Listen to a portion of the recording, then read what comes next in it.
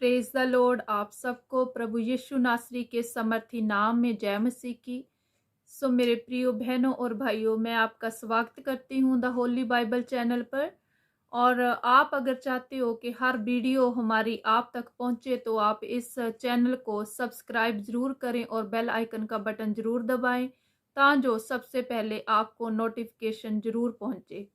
Hallelujah. सो मेरे प्रिय बहनों और भाइयों, आज मेरा जो विषय है वो मैं आप तक पहुंचाने से पहले मैं हमेशा की तरह खुदावंद का धन्यवाद करते हुए खुदावंद के आगे प्रार्थना करती हूँ। और आप भी मेरे साथ मिलकर प्रार्थना कीजिए ताकि जो हमें हमारी दुआओं के, हमारी प्रार्थनाओं के उत्तर मिल सकें। हालेलुया। सो आइए हम प्रार्थना करते हैं। धन्यवाद खुदावंद पिता परमेश्वर, हम आपका धन्यवाद करते हैं इस सुंदर समय के लिए पिता परमेश्वर जो आपने हमें दिया। हे पिता परमेश्वर, आप आत्महान दयालु परमेश्वर हैं, आप सामर्थी हैं खुदावंद पिता परमेश्वर। हे इज़राइल दे परमेश्वर, अब्राहिम दे परमेश्वर, इसहाक दे परमेश्वर, हे याकूब दे परमेश्वर, तू आत्महान सामर्थी प्राकर्मी परमेश्वर है। तेरा पवित्र आत्मा हम पे उडेले खुदावंद पिता परमेश्वर। हमें अपना पवित्र आत्मा दीजिए ताकि जो हम आपके बताए रास्ते पे चल सकें और हम आपकी बहुलाट को पूरा कर सकें। हे खुदाबंद पिता परमेश्वर, आज आपने हमें जो वचन दिए हैं वो वचन हमारे अंदर ठहरे और हम उन पे चल सकें, हम उन पे मनन कर सकें। ऐसा आत्मा हमें दीजिए। हे पिता परमेश्वर, हमारे लिए अपने स्वर्गदूत रिलीज कीजिए ताकि जो वो हमारे चारों ओर बाड़ा बना के रखे और बैरी की कोई भी चाल हमारे खिलाफ पूरी ना हो। हे पिता परमेश्वर, इस समय जो जन प्रार्थना सुन रहे हैं और विश्वास के साथ ग्रहण कर रहे हैं, उनके जीवन में, उनके परिवारों में अगर किसी प्रकार का कोई दुख, कष्ट, बीमारी है या किसी दुष्ट आत्मा का कोई चक्कर है या कोई भी समस्या उनके जीवन में है, तो वो सब आप जानते हैं, उन्हें दूर कीजिए खुदावंद पिता परमेश्वर। हे अब्बा पिता परमेश्वर, हम आपकी हजूरी में बैठे हैं पिता, हमारी दुआएं सुनिए और हमें उनके उत्तर दीजिए पिता परमेश्वर। हम आपके बताए रास्ते पे चल सके पिता परमेश्वर। अपनी दया हम पे हमेशा बना के रखिए पिता परमेश्वर। ये सारी प्रार्थना हम प्रभु यीशु नासरी के सामर्थी नाम में मांगते हैं और पा लेते हैं। आमीन, आमीन, आमीन। हालेलुया। सो मेरे प्रिय बहनों और भाइयों, आज का विषय मैं आपके सामने लेके आई हूँ कि गुड न्यूज़ क्या है और हमें उसका किस रीति से प्रचार करना चाहिए।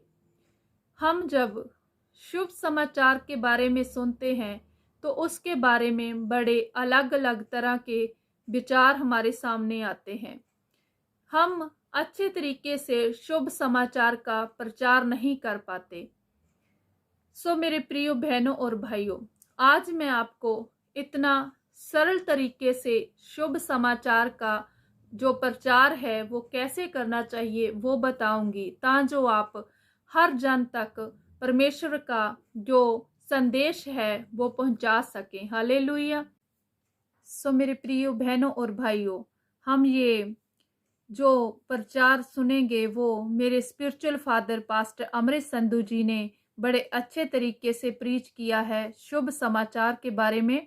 आप उसे ध्यान पूर्वक सुनिए और समझिए कि शुभ समाचार क्या है और हमें किस रीति से इसका प्रचार करना है।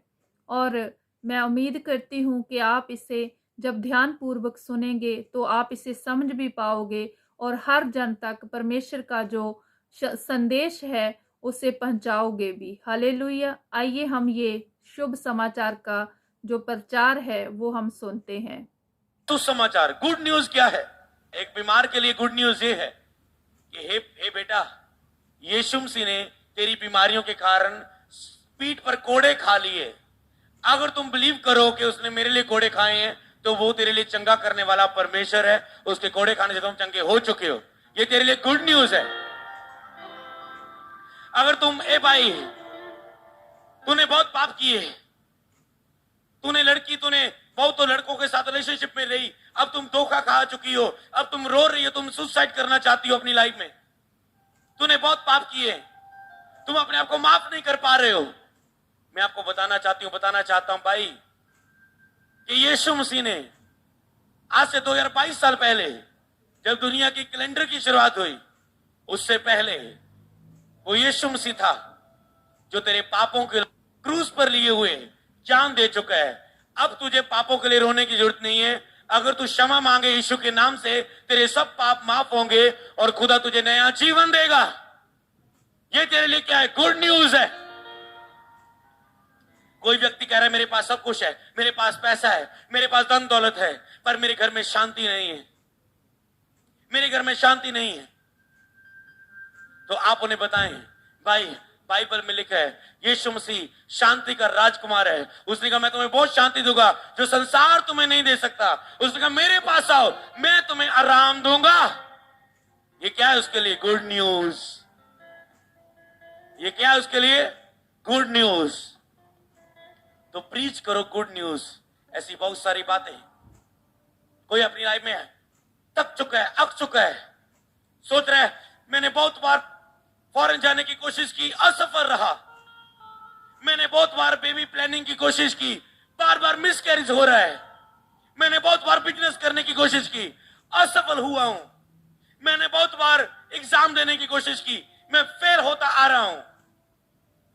और आप उन्हें बताएंगे कि यीशु मसीह ने कहा कि जब वो सब बातों में असफल हो रहा है, उसने बहुत कुछ किया, उसमें सफल नहीं हो रहा है, वो हार चुका है, वो अक चुका है, थक चुका है, तो आप उन्हें बताएंगे वचन में लिखा है वो थके हुए को बल देता है, निर्बल को बहुत सामर्थ देता है।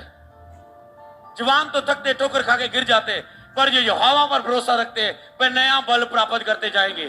चर्च में यहां तुझे नया बल मिलेगा, तुम गिव अप नहीं करोगे, तुम पीछे नहीं उठोगे, तुम फिर से खुदा तुझे आगे बढ़ाएगा, तुम पास होगे, तुम ब्लेस होगे, खुदा तुझे आशीष करेगा ही करेगा।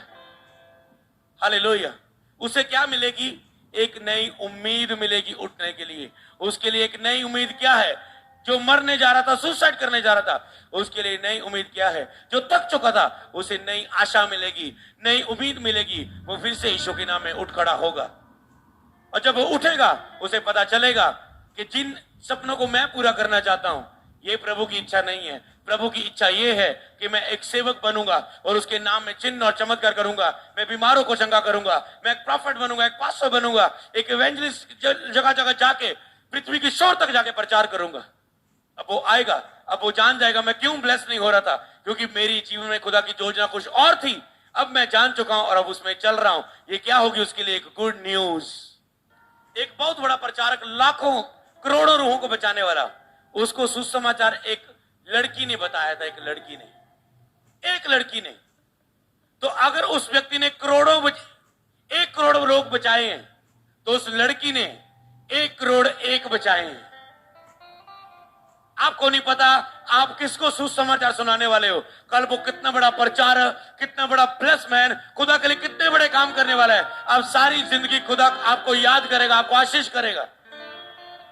जब नमान कोड़ी था, एक औरत ने जो गुलाम बना के आई थी, उसने बताया अगर ये मेरे नगर में होता, यहां पर भविष्यवक्ता रहते हैं तो इसका कोड खत्म हो जाता। उसने प्रचार किया और गया, उसका कोड खत्म हो गया। क्या उसने उस लड़की का थैंक्स नहीं किया होगा? क्या उस लड़की का पद नहीं बढ़ाया गया होगा? क्या उसका लेवल बढ़ाया नहीं गया होगा? बढ़ाया गया होगा। जिस तरह मोर्दके का पद ऊंचा किया गया जब उसने राजा की जान बचाई, भलाई की, तो खुदा उस लड़की का क्यों ना किया गया होगा। जब आप खुदा के लिए काम करते हैं, खुदा आपके काम करेगा यीशु के नाम में।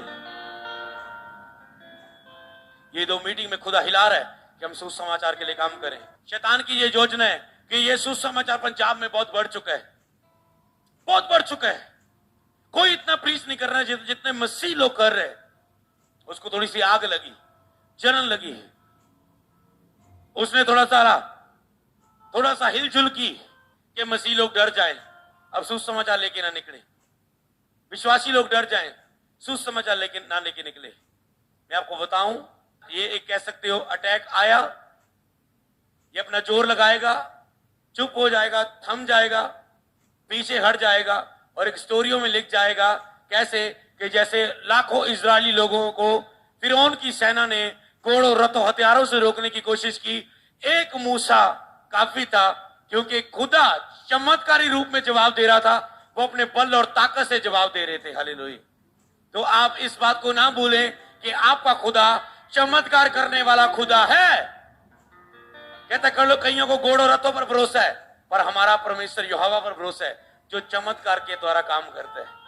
तो आप सुसमाचार क्या करोगे? प्रीच करोगे, खुदा की महिमा के लिए गवाही दोगे। हालेलुया। जाओ जगत में जाके मेरे नाम का प्रचार करो। जो विश्वास करेगा सो बचाया जाएगा।